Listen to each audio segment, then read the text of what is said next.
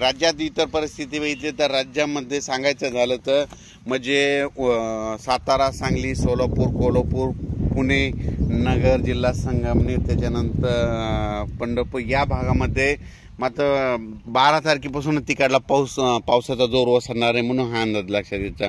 म्हणजे सांगायचं झालं तर पश्चिम महाराष्ट्रातला पाऊस म्हणजे 12 तारखेपासून जोर ओसरणार आहे।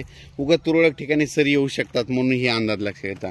परत एक सर्व शेतकऱ्याला सांगू इच्छितो की राज्यामध्ये यानंतर परत पाऊस कधी येईल तर याच्यानंतर त्याच्यानंतर 22-23च्या दरम्यान एकदा पावसाचं वातावरण तयार होईल। तर त्यावेळेस तयार व्हायच्या अगोदर तुम्हाला अगोदर एक मेसेज दिला जाईल। पण राज्यामध्ये आता फक्त 4 दिवस म्हणजे आजपासून 12 तारखेपर्यंतच राज्यात पावसाचं वातावरण आहे म्हणून हा अंदाज लक्षात घ्यायचा।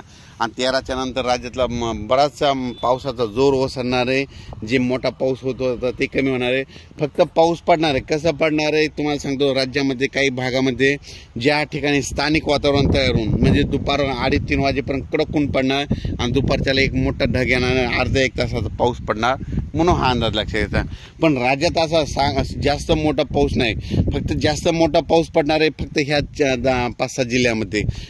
त्या जिल्ह्याचे नाव सांगतो। एक तर यवतमाळ जिल्हा, एक नांदेड जिल्हा, त्याच्यानंतर परभणी जिल्हा, त्याच्यानंतर हिंगोली, त्याच्यानंतर वाशिम, त्याच्यानंतर अकोला, अमरावती, वर्धा, नागपूर, भंडारा, बुलढाणा, त्याच्यानंतर जालना जिल्हा, त्याच्यानंतर संभाजीनगर, त्याच्यानंतर जळगाव, मालेगाव, नाशिक आणि धुळे या पट्ट्यामध्ये तेवढा पाऊस पडणार आहे।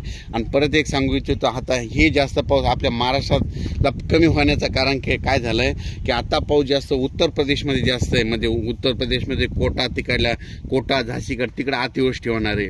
म्हणजे ते आपल्या इकडचा पाऊस जे होता ते तिकडे गेल्याच्या नंतर आपल्या भागामध्ये उघाड पडणार आहे। त्याच्यामुळं आपल्या भागातला पाऊस थोडा कमी झालेला आहे म्हणून हा अंदाज लक्षात घ्यायचा।